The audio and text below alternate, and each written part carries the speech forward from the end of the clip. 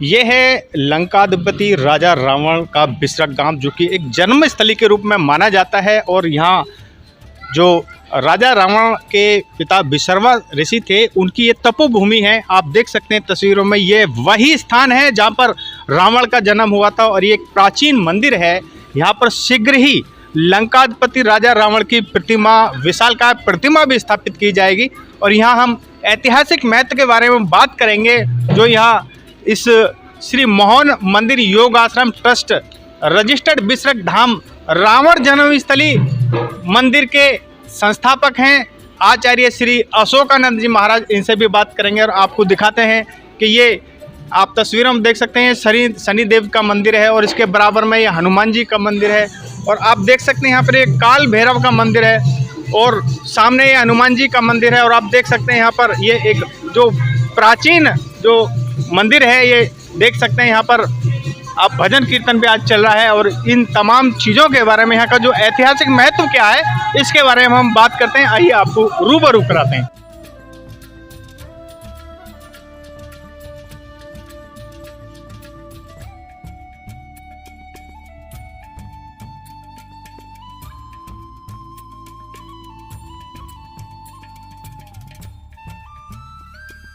आप देख सकते हैं ये तस्वीरों में है आचार्य श्री अशोकानंद जी महाराज के तत्वाधान में ये यहाँ पर ये एक प्राचीन स्थली एक यहाँ धाम के रूप में विकसित हुई है। और इसको तीर्थ स्थल भी घोषित किया गया है। और भारत सरकार से इसको एक नए लुक में स्थापित करने की मांग की जा रही है। आइए हम आपको रूबरू कराते हैं, बातचीत भी करते हैं। हमारे साथ मौजूद हैं श्री मोहन योग आश्रम ट्रस्ट के बिसरक धाम के संस्थापक श्री आचार्य अशोकानंद जी महाराज, जो कि महामंडलेश्वर भी हैं, और इनसे खास बातचीत करें। आचार्य जी, आपका बहुत बहुत स्वागत है विजन लाइव में।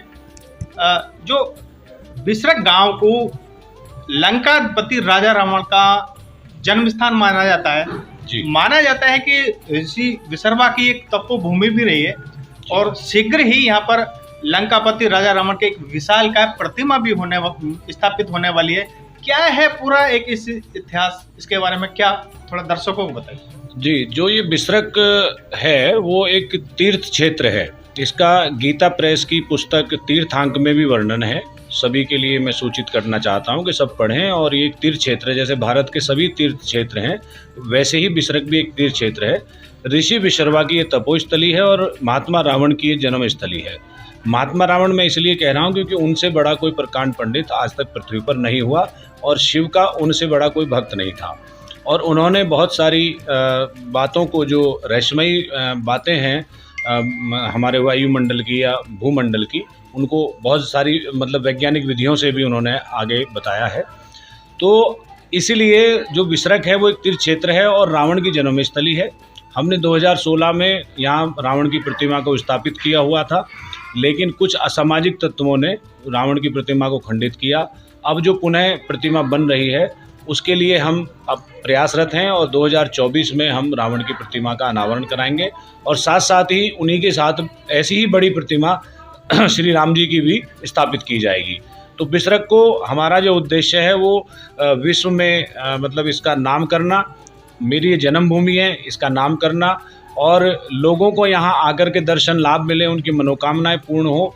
इसी प्रकार से इस क्षेत्र को मतलब तीर्थ क्षेत्र में हम पर्यटक में भी करवाना चाहते हैं। पर्यटक में ये हो चुका है, लेकिन तीर्थ क्षेत्र की घोषणा अभी होना बाकी है। इसमें क्या मांग की जा रही है आपकी ओर से सरकार से? जी, सरकार से ये मांग की जा रही है कि एक तो सरकार यहाँ के लिए संज्ञान ले, और अपने जो आने वाला समय है उसमें लोगों की धार्मिक भावनाओं का ध्यान रखते हुए जो दूर दराज से लोग यहाँ आते हैं, देश प्रदेश से आते हैं, उन लोगों के लिए यहाँ सुविधा हो और यहाँ मेले का आयोजन हो। और यहाँ पर भी जैसे और तीर्थ क्षेत्रों में भीड़ रहती है या और जो तीर्थ क्षेत्र हैं उनको मान्यता प्राप्त है भारत सरकार से, उसी प्रकार से बिसरक को भी एक तीर्थ क्षेत्र की मान्यता भारत सरकार के द्वारा दी जाए। पर्यटक स्थल ये घोषित हो चुका है और तीर्थ क्षेत्र ये घोषित होना है, ये मांग की जा रही है जी। तो सरकार की ओर से क्या कुछ इसमें सुविधा दी गई है? हाँ, अभी सुविधाएं दी जा रही हैं। अभी एक रास्ते का प्रावधान है, तो वो रास्ता भी बनने जा रहा है, जो काफ़ी दिन से पड़ा हुआ है। अथॉरिटी में भी हमने जो ग्रेटर नोएडा अथॉरिटी है उसमें कई अधिकारियों को पत्र लिखे हैं, लेकिन अभी कोई कार्रवाई नहीं हुई है। अब इस पर पुनर्विचार करके ट्रस्ट के द्वारा पुनः फिर से एक लेटर दिए जाएंगे। विधायक जी को भी, यहाँ के जो क्षेत्रीय विधायक हैं उनको भी यहाँ बोला जा चुका है कई बार, तो अभी कोई सुनवाई तो नहीं हो रही है, इसलिए हम बार बार हमें कहना भी पड़ रहा है।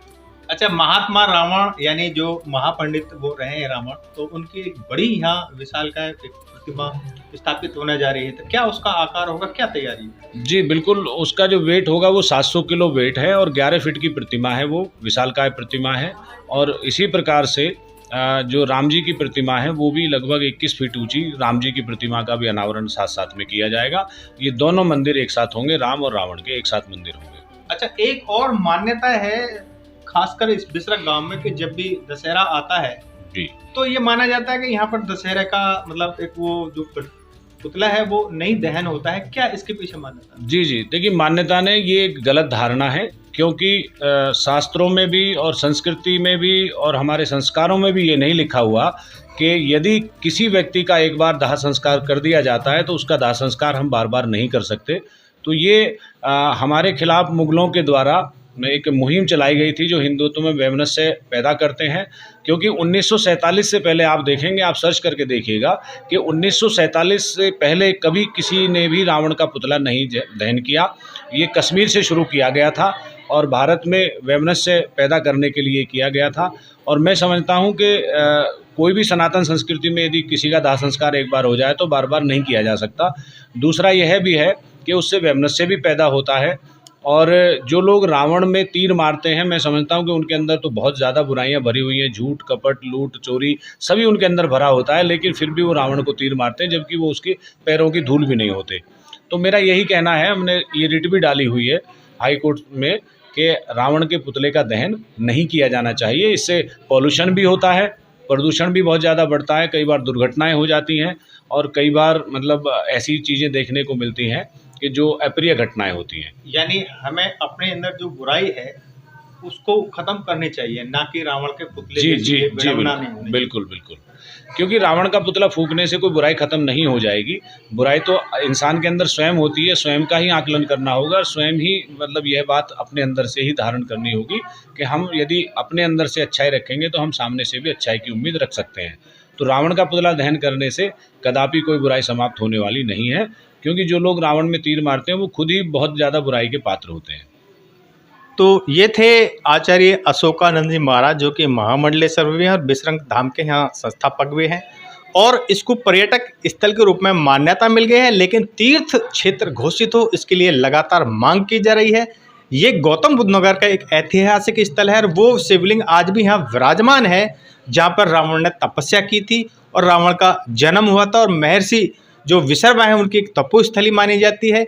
यदि आप यहाँ गौतम बुद्ध नगर में आ रहे हैं तो एक बार जरूर आएँ और यहाँ पर तीर्थ दर्शन करके धर्म लाभ उठाएं। फिलहाल इतना ही।